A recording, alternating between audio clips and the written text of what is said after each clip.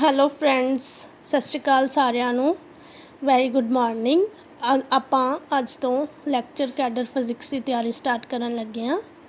ਸਭ ਤੋਂ ਪਹਿਲਾਂ ਮੈਂ ਤੁਹਾਡਾ ਸਾਰਿਆਂ ਦਾ ਵੈਲਕਮ ਕਰਦੀ ਹਾਂ ਆਪਣੇ ਚੈਨਲ ਦੇ ਉੱਪਰ।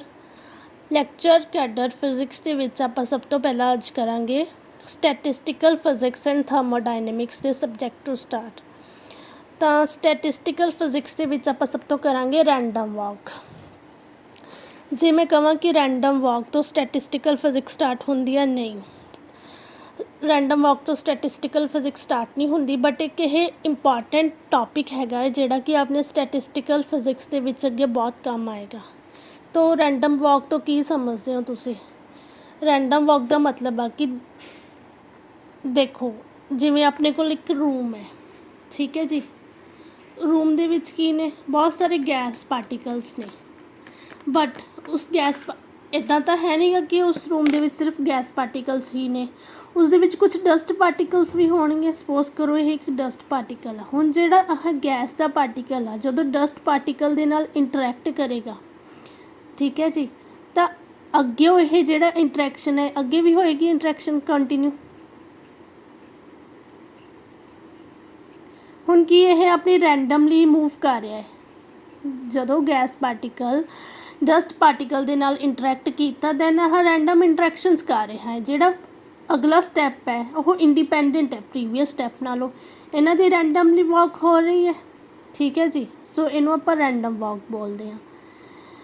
ਹੋਰ ਦੂਸਰੀ ਐਗਜ਼ਾਮਪਲ ਲਈਏ। ਦੂਸਰੀ ਐਗਜ਼ਾਮਪਲ ਹੈਗੀ ਆ ਆਪਣੀ ਰੈਂਡਮ ਵਾਕ ਦੀ। ਜਿਵੇਂ ਆਪਾਂ ਸਟਾਕ ਮਾਰਕੀਟ ਦੇਖਦੇ ਹਾਂ। ਸਟਾਕ ਮਾਰਕੀਟ ਕੀ ਹੈ? ਅਪ ਐਂਡ ਡਾਊਨ ਹੁੰਦੀ ਰਹਿੰਦੀ ਹੈ, ਠੀਕ ਹੈ ਜੀ। ਇਹਨੂੰ ਆਪਾਂ ਰੈਂਡਮ ਵਾਕ ਕਹਿ ਸਕਦੇ ਹਾਂ।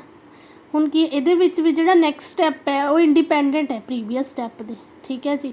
ਹੁਣ ਜੋ ਰੈਂਡਮ ਵਾਕ ਹੈ ਆਪਣੀ, ਔਰ ਦੋ ਟਾਈਪਸ ਦੀ ਹੁੰਦੀ ਹੈ, ਬਾਇਸਡ ਐਂਡ ਅਨਬਾਇਸਡ, ਠੀਕ ਹੈ। ਸਭ ਤੋਂ ਪਹਿਲਾਂ ਆਪਾਂ ਸਟਾਰਟ ਕਰਦੇ ਹਾਂ ਰੈਂਡਮ ਵਾਕ ਇਨ 1D। ਆਪਣੀ ਰੈਂਡਮ ਵਾਕ 2D ਦੇ ਵਿੱਚ ਵੀ ਹੁੰਦੀ ਹੈ, 3D ਦੇ ਵਿੱਚ ਵੀ ਹੁੰਦੀ ਹੈ, ਬਟ ਜਿਹੜਾ 1D ਦਾ ਟੋਪਿਕ ਹੈਗਾ ਇਹ ਆਪਣਾ ਜ਼ਿਆਦਾ ਇੰਪੋਰਟੈਂਟ ਹੈ। ਇਹਦੇ ਕੀ ਐਗਜ਼ਾਮਪਲਸ ਨੇ? ਸਭ ਤੋਂ ਪਹਿਲਾਂ ਇਹਦੀ ਐਗਜ਼ਾਮਪਲ ਹੈਗੀ ਆ motion of drunk person about the lamp post. ਮਤਲਬ ਕੋਈ ਵੀ ਇੱਕ ਡਰੰਕ ਪਰਸਨ ਹੈ, ਉਹ ਲੈਂਪ ਪੋਸਟ 'ਤੇ ਮੂਵ ਕਰ ਰਿਹਾ, ਲੈਂਪ ਪੋਸਟ ਵੱਲ। ਹੁਣ ਔਨ ਡਰਿੰਕ ਕੀਤੀ ਹੋਈ ਆ ਉਹਨੇ, ਉਹ ਰੈਂਡਮਲੀ ਮੂਵ ਕਰ ਰਿਹਾ ਹੈ, ਠੀਕ ਹੈ ਜੀ। ਨੈਕਸਟ ਹੈਗਾ ਹੈ motion of a insect along a straight line path. ਕੋਈ ਵੀ ਇਨਸੈਕਟ ਹੈ ਉਹ ਸਟ੍ਰੇਟ ਲਾਈਨ ਦੇ ਉੱਪਰ ਚੱਲ ਰਿਹਾ। ਹੋਪਿੰਗ ਮੋਸ਼ਨ ਆਫ ਫਰੋਗ, ਮਤਲਬ ਕੀ ਹੈ ਜਿਹੜਾ ਮੇਂਢਕ ਹੁੰਦਾ ਹੈ ਆਪਣੇ ਕੋਲ, ਉਹ ਕਿੱਦਾਂ ਮੂਵ ਕਰ ਰਿਹਾ ਹੈ, ਉਹ ਕਿੱਦਾਂ ਆਪਣਾ ਮੋਸ਼ਨ ਕਰ ਰਿਹਾ ਹੈ, ਹੋਪਿੰਗ ਮੋਸ਼ਨ। ਹੁਣ ਗੈਂਬਲਰ ਫਾਈਨੈਂਸ਼ੀਅਲ ਸਟੇਟਸ। ਗੈਂਬਲਰ ਫਾਈਨੈਂਸ਼ੀਅਲ ਸਟੇਟਸ ਕੀ ਹੈ? ਹੁਣ ਕੋਈ ਜੁਆਰੀ ਹੈ, ਉਹ ਰੋਜ਼ ਜੂਆ ਖੇਡਦਾ ਹੈ, ਉਹਦਾ ਕੀ ਹੈ? ਫਾਈਨੈਂਸ਼ੀਅਲ ਸਟੇਟਸ ਅਪ ਡਾਊਨ ਹੁੰਦਾ ਰਹਿੰਦਾ ਹੈ, ਠੀਕ ਹੈ ਜੀ। ਉਸ ਤੋਂ ਬਾਅਦ ਜਿਹੜੀ ਆਪਾਂ ਡਰੰਕ ਪਰਸਨ ਦੀ ਐਗਜ਼ਾਮਪਲ ਲਈ ਸੀ, ਸਪੋਜ਼ ਕੀ ਹੈ ਇੱਕ ਸਟ੍ਰੇਟ ਲਾਈਨ ਹੈ, ਠੀਕ ਹੈ। ਇੱਥੇ ਆਹ ਸਟਾਰਟਿੰਗ ਪੁਆਇੰਟ ਹੈ, ਇੱਥੇ ਡਰੰਕ ਪਰਸਨ ਹੈ। ਹੁਣ ਡਰੰਕ ਪਰਸਨ ਅਗਰ ਆਪਾਂ ਦੇਖੀਏ, ਡਰੰਕ ਪਰਸਨ ਦੀ ਆਪਾਂ ਪ੍ਰੋਬੇਬਿਲਿਟੀ ਦੇਖਣੀ ਆ। ਇੱਕ ਪੁਆਇੰਟ ਲੈਫਟ ਸਾਈਡ ਲੈ ਲਿਆ ਆਪਾਂ, ਇੱਕ ਪੁਆਇੰਟ ਰਾਈਟ ਸਾਈਡ ਲੈ ਲਿਆ। ਹੁਣ ਉਹਦੀ ਰਾਈਟ ਦੇ ਮੂਵ ਕਰਨ ਦੀ ਪ੍ਰੋਬੇਬਿਲਿਟੀ ਨੂੰ ਆਪਾਂ ਲੈ ਲਿਆ P, and left side move ਕਰਨ ਦੀ ਪ੍ਰੋਬੇਬਿਲਿਟੀ ਨੂੰ ਆਪਾਂ ਲੈ ਲਿਆ Q, ਠੀਕ ਹੈ। ਇੱਥੇ ਕੀ ਨੇ ਆਪਣੇ ਕੋਲ? ਸਿਰਫ ਦੋ ਹੀ ਪੋਸੀਬਿਲਿਟੀਜ਼ ਨੇ ਵੀ ਰੈਂਡਮ ਪਰਸਨ ਜਿਹੜਾ ਹੈਗਾ ਜਾਂ ਤਾਂ ਰਾਈਟ ਮੂਵ ਕਰ ਸਕਦਾ ਜਾਂ ਤਾਂ ਲੈਫਟ ਮੂਵ ਕਰ ਸਕਦਾ। ਕਿਉਂ ਦੋ ਪੋਸੀਬਿਲਿਟੀਜ਼ ਨੇ? ਕਿਉਂਕਿ ਆਪਾਂ 1D ਦੀ ਐਗਜ਼ਾਮਪਲਸ ਲਈ ਹੈ, ਠੀਕ ਹੈ ਜੀ।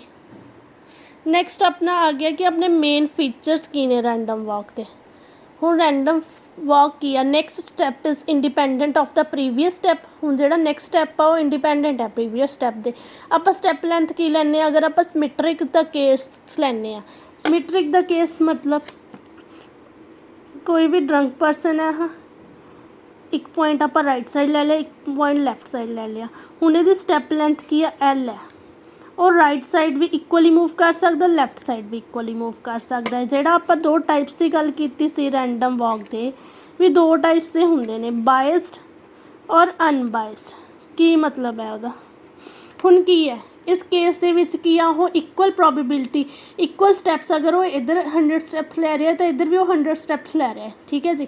ਤਾਂ ਕੀ ਹੋ ਗਿਆ? ਅਨਬਾਇਸਡ ਹੋ ਗਿਆ। ਰਾਈਟ ਵੱਲ ਮੂਵ ਕਰਨ ਦੀ ਉਹਦੀ ਪ੍ਰੋਬੇਬਿਲਿਟੀ ਆਪਾਂ P ਲੈ ਲਈ, ਲੈਫਟ ਸਾਈਡ 'ਤੇ Q ਲੈ ਲਈ, ਠੀਕ ਹੈ ਜੀ। ਹੁਣ ਅਗਰ ਆਪਾਂ ਦੂਸਰੀ ਐਗਜ਼ਾਮਪਲ ਲਈਏ, ਇੱਕ ਸਟ੍ਰੇਟ ਲਾਈਨ ਆ, ਇੱਕ ਪਾਥ, ਸਟ੍ਰੇਟ ਪਾਥ ਆ, ਡਰੰਕ ਪਰਸਨ ਆ। ਹੁਣ ਇਸ ਸਾਈਡ 'ਤੇ ਉਹਦਾ ਘਰ ਹੈ, ਹੋਮ। ਕੀ ਹੈ? ਮੈਡਮ ਜੀ ਬੈਠੇ ਨੇ ਇੱਥੇ। ਹੁਣ ਇਸ ਸਾਈਡ ਕੀ ਹੈ ਅਨਬਾਇਸਡ ਆਪਾਂ ਦੇਖ ਲਿਆ। ਹੁਣ ਬਾਇਸਡ ਕੀ ਹੈ, ਹੁਣ ਇਹ ਪਰਸਨ ਹੈ ਇਹਨੇ ਡਰਿੰਕ ਕੀਤੀ ਹੋਈ ਹੈ, ਇਹਦੀ ਪ੍ਰੋਬੇਬਿਲਿਟੀ ਕੀ ਹੈ ਆਪਣੇ ਘਰ ਮੂਵ ਕਰਨ ਦੀ, ਘੱਟ ਹੈ। ਅਗਰ ਉਹ ਇੱਧਰ 100 ਸਟੈਪਸ ਲੈ ਰਿਹਾ ਹੈ, ਇੱਧਰ 100 ਸਟੈਪਸ ਮੂਵ ਕਰਨ ਦੀ ਪ੍ਰੋਬੇਬਿਲਿਟੀ ਆ ਉਹਦੀ, ਦੈਨ ਇੱਧਰ ਕੀ ਹੈ ਉਹਦੀ 200 ਮੂਵ ਕਰਨ ਦੀ ਪ੍ਰੋਬੇਬਿਲਿਟੀ ਹੈ। ਮਤਲਬ ਕੀ ਹੈ ਇਹ ਅਨਬਾਇਸਡ ਹੋ ਗਿਆ ਨਾ, ਮਤਲਬ ਕਿ ਇਹ ਦੋਨੋਂ ਸਾਈਡਸ 'ਤੇ ਇਕੁਅਲ ਪ੍ਰੋਬੇਬਿਲਿਟੀ ਨਹੀਂ ਹੈਗੀ ਇਹਨਾਂ ਦੇ ਮੂਵ ਕਰਨ ਦੀ। ਇਹ ਹੈਗੇ ਆ ਰੈਂਡਮ ਵਾਕ ਦੇ ਬਾਇਸਡ ਐਂਡ ਅਨਬਾਇਸਡ ਦੇ ਵਿੱਚ। ਹੁਣ ਅਗਰ ਆਪਾਂ ਸਿਮੈਟ੍ਰਿਕ ਲੈਂਥ ਲਈਏ ਤਾਂ ਉਹਦੇ ਸਟੈਪ ਲੈਂਥ L ਹੋਏਗੀ ਅਤੇ P ਕੀ ਆਪਣਾ probability of taking steps towards right and Q is probability of taking steps towards left. ਹੁਣ ਪ੍ਰੋਬੇਬਿਲਿਟੀ ਆਲਵੇਜ਼ ਇਕੁਅਲ ਟੂ 1 ਹੁੰਦੀ ਹੈ, ਦੈਨ P + Q ਕੀ ਹੋ ਗਿਆ ਆਪਣਾ 1 ਹੋ ਗਿਆ। ਨੈਕਸਟ ਆਪਾਂ ਐਗਜ਼ਾਮਪਲ ਕਰਦੇ ਹਾਂ, ਨੈਕਸਟ ਆਪਾਂ ਡਿਸਕਸ ਕਰਦੇ ਹਾਂ ਟੋਟਲ n ਸਟੈਪਸ ਨੇ। ਸਪੋਜ਼ ਕਰੋ ਆਪਣੇ ਕੋਲ ਟੋਟਲ n ਸਟੈਪਸ ਨੇ। ਹੁਣ ਕੋਈ ਪਰਸਨ ਹੈ ਉਹ ਮੂਵ ਕਰ ਰਿਹਾ, ਜਦੋਂ ਕੋਈ ਚੀਜ਼ ਮੂਵ ਕਰਦੀ ਹੈ ਉਹਦੀ ਕੁਛ ਨਾ ਕੁਛ ਡਿਸਪਲੇਸਮੈਂਟ ਵੀ ਹੋਏਗੀ, ਦੈਨ ਆਪਾਂ ਉਹਦੀ ਡਿਸਪਲੇਸਮੈਂਟ ਨੂੰ x = ml ਦੇ ਨਾਲ ਡਿਫਾਈਨ ਕਰ ਲੈਂਦੇ ਹਾਂ। m ਕੀ ਹੈ ਇੱਥੇ ਆਪਣੇ ਕੋਲ ਕੌਨਸਟੈਂਟ ਹੈ ਅਤੇ l ਕੀ ਹੈ ਸਟੈਪ ਲੈਂਥ ਹੈ। ਨੈਕਸਟ ਲੈਟ ਦ drunk person takes n total steps.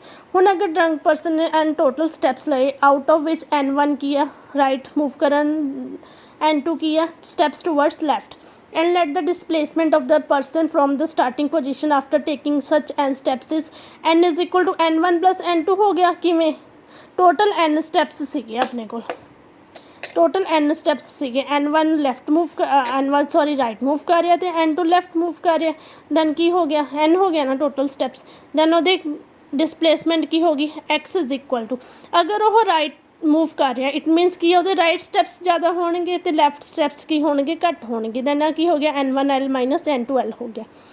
ਆਪਾਂ ਨੇ ਲਿਖ ਲਿਆ x = n1l - n2l, x = n1 - n2l। ਜੋ n1 - n2 ਹੈ ਇਹਦੀ ਜਗ੍ਹਾ 'ਤੇ ਆਪਾਂ ਕੀ ਲਿਖਤਾ m ਲਿਖਤਾ, ਕੀ ਬਣ ਗਿਆ ਆਪਣੇ ਕੋਲ ਡਿਸਪਲੇਸਮੈਂਟ ਟੂਵਰਡਸ ਰਾਈਟ ml ਹੋ ਗਿਆ। ਹੁਣ ਅਗਰ ਉਹ ਲੈਫਟ ਮੂਵ ਕਰ ਰਿਹਾ ਦੈਨ ਉਹਦੇ ਮਤਲਬ ਲੈਫਟ ਮੂਵ ਕਰਨ ਦੀ ਪ੍ਰੋਬੇਬਿਲਿਟੀ ਜ਼ਿਆਦਾ ਹੋਏਗੀ, ਲੈਫਟ ਸਾਈਡ 'ਤੇ ਉਹ ਸਟੈਪਸ ਜ਼ਿਆਦਾ ਲਏਗਾ, x = n2l - n1l ਹੋ ਗਿਆ। Same x = n2 - n1l। ਹੁਣ ਇਹਦੇ ਵਿੱਚ ਕੀ ਆਪਾਂ ਨੂੰ ਕਦੇ ਕਦੇ ਕਨਫਿਊਜ਼ਨ ਹੋ ਜਾਂਦੀ ਹੈ ਅਗਰ ਆਪਾਂ ਇਹ ਲੈਂਦੇ ਹਾਂ ਰਾਈਟ ਲੈਫਟ ਦੇ ਅਲੱਗ-ਅਲੱਗ ਇਕੁਏਸ਼ਨਸ ਲੈਂਦੇ ਹਾਂ।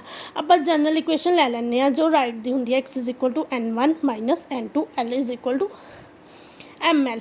ਹੁਣ ਅਗਰ x > 0 ਆ ਮਤਲਬ ਕੀ ਆ, ਜਦੋਂ x > 0 ਹੋ ਗਿਆ ਮਤਲਬ x ਪੋਜ਼ੀਟਿਵ ਹੋ ਗਿਆ। x ਪੋਜ਼ੀਟਿਵ ਕਦੋਂ ਹੋਊਗਾ ਜਦੋਂ n1 ਸਟੈਪਸ ਕਿਹੜੇ ਨੇ ਆਪਣੇ ਜ਼ਿਆਦਾ ਹੋਣਗੇ, ਦੈਨ ਇਹਦੇ ਕੀ ਆ displacement towards right, x < 0 displacement towards left, x = 0 ਮਤਲਬ ਉਹਦੀ 0 ਡਿਸਪਲੇਸਮੈਂਟ, ਉਹਦੀ ਕੋਈ ਡਿਸਪਲੇਸਮੈਂਟ ਨਹੀਂ ਹੋਈ। ਨੈਕਸਟ ਆਪਣੇ ਕੋਲ ਕੁਐਸਚਨ ਆ ਗਿਆ what is the probability of taking n1 steps towards right out of total n steps. ਹੁਣ ਟੋਟਲ ਸਟੈਪਸ ਕੀ ਨੇ n, ਆਪਾਂ ਨੂੰ ਪਤਾ ਹੈ ਵੀ n ਕੀ ਹੁੰਦਾ, n = n1 + n2। n1 ਕੀ ਆ ਰਾਈਟ ਸਟੈਪਸ, n2 ਕੀ ਆ ਸਟੈਪਸ ਟੂਵਰਡਸ ਲੈਫਟ। ਹੁਣ ਪ੍ਰੋਬੇਬਿਲਿਟੀ ਦਾ ਫਾਰਮੂਲਾ ਕੀ ਆਪਣੇ ਕੋਲ, ਪ੍ਰੋਬੇਬਿਲਿਟੀ ਦਾ ਫਾਰਮੂਲਾ ਹੁੰਦਾ ਹੈ WN ਅਗਰ ਆਪਾਂ ਨੂੰ ਰਾਈਟ ਪੁੱਛਿਆ ਮਤਲਬ n1 = NC_n1 P_n1 Q_n2। ਹੁਣ ਇਹ ਕੀ ਹੈ NC_n1 ਪਰਮੂਟੇਸ਼ਨ ਕੰਬੀਨੇਸ਼ਨਸ ਜੋ ਆਪਾਂ ਪੜ੍ਹੇ ਨੇ, ਇਹ ਕੀ ਹੈ ਕੰਬੀਨੇਸ਼ਨ ਦਾ ਫਾਰਮੂਲਾ ਹੈ। ਇਹ ਆਪਾਂ ਕਿਵੇਂ ਐਕਸਪੈਂਡ ਕਰਦੇ ਹਾਂ ਕਿ ਇਹ ਬਾਈਨੋਮੀਅਲ ਡਿਸਟਰੀਬਿਊਸ਼ਨ ਹੈ। ਇਹ ਕੀ ਹੋ ਗਿਆ n / n1 into n - n1 ਠੀਕ ਹੈ ਰਾਈਟ। ਹੁਣ P ਕੀ ਸੀਗਾ ਆਪਾਂ ਪ੍ਰੋਬੇਬਿਲਿਟੀ ਟੂਵਰਡਸ ਰਾਈਟ ਲਈ ਸੀਗੀ। ਹੁਣ ਰਾਈਟ ਦੇ ਆਪਾਂ ਦੇਖੀਏ ਤਾਂ ਰਾਈਟ ਦੇ ਪ੍ਰੋਬੇਬਿਲਿਟੀ ਦੇ ਵਿੱਚ ਆਪਾਂ ਕਿੰਨੇ ਸਟੈਪਸ ਮੂਵ ਕਰ ਰਹੇ ਸੀ n1 ਅਤੇ ਕਿਉਂ ਕੀ ਸੀ ਪ੍ਰੋਬੇਬਿਲਿਟੀ ਟੂਵਰਡਸ ਲੈਫਟ ਅਤੇ ਲੈਫਟ ਆਪਾਂ ਕੀ ਸਟੈਪਸ ਮੂਵ ਕਰ ਰਹੇ ਸੀ n2, ਤਾਂ ਕੀ ਬਣ ਗਿਆ ਹਾਂ P_n1 Q। n2 ਨੂੰ ਆਪਾਂ ਕਿੱਦਾਂ ਲਿਖ ਸਕਦੇ ਹਾਂ, ਆਪਾਂ ਨੂੰ ਸਟੈਪਸ ਟੂਵਰਡਸ ਰਾਈਟ ਪੁੱਛਿਆ, n = n1 + n2, n2 ਕੀ ਹੋ ਗਿਆ ਆਪਣਾ n - n1 ਹੋ ਗਿਆ, ਅਤੇ Q ਕੀ ਹੋ ਗਿਆ ਆਪਣਾ n - n1। ਇਹ ਕੀ ਹੋ ਗਿਆ ਆਪਣੀ ਪ੍ਰੋਬੇਬਿਲਿਟੀ ਟੂਵਰਡਸ ਰਾਈਟ। ਹੁਣ ਸਿਮਿਲਰ ਮੈਨਰ ਦੇ ਵਿੱਚ ਅਗਰ ਆਪਾਂ ਨੂੰ ਪ੍ਰੋਬੇਬਿਲਿਟੀ ਟੂਵਰਡਸ ਲੈਫਟ ਪੁੱਛੀ ਗਈ ਹੋਵੇ ਤਾਂ ਆਪਾਂ ਸਿਮਿਲਰ ਮੈਨਰ ਦੇ ਵਿੱਚ ਕਰ ਦੇਵਾਂਗੇ WN_n2 = NC_n2 Q⁻n2 ਕਿਉਂਕਿ ਆਪਣੀ probability towards left n2 steps ਲਏ ਨੇ ਲੈਫਟ P_n - m2। ਹੁਣ ਕੀ ਆਪਾਂ ਦੇਖੀਏ ਜੇ ਆਪਾਂ ਇੱਦਾਂ ਦੋਨਾਂ ਦਾ ਆਨਸਰ ਦੇਖੀਏ ਤਾਂ ਟੂਵਰਡਸ ਲੈਫਟ ਤੇ ਟੂਵਰਡਸ ਰਾਈਟ ਸੇਮ ਹੈ। ਜਦੋਂ ਤੱਕ ਆਪਾਂ ਨੂੰ ਕੁਐਸਚਨ ਦੇ ਵਿੱਚ ਮੈਂਸ਼ਨ ਨਾ ਕੀਤਾ ਗਿਆ ਹੋਵੇ ਕਿ ਆਪਾਂ ਨੇ ਲੈਫਟ ਸਟੈਪਸ ਜ਼ਿਆਦਾ ਲੈਣੇ ਆ ਜਾਂ ਫਿਰ ਰਾਈਟ, ਕੋਈ ਸਪੈਸੀਫਿਕ ਆਪਾਂ ਨੂੰ ਪਰਟੀਕੂਲਰ ਮੈਂਸ਼ਨ ਨਾ ਕੀਤਾ ਹੋਵੇ, ਦੈਨ ਆਪਾਂ ਕੀ ਆ, ਆਪਾਂ ਸਿਮੈਟ੍ਰਿਕ ਕੇਸ ਲੈਂਦੇ ਹਾਂ, ਆਲਵੇਜ਼ ਅਨਬਾਇਸਡ ਕੇਸ।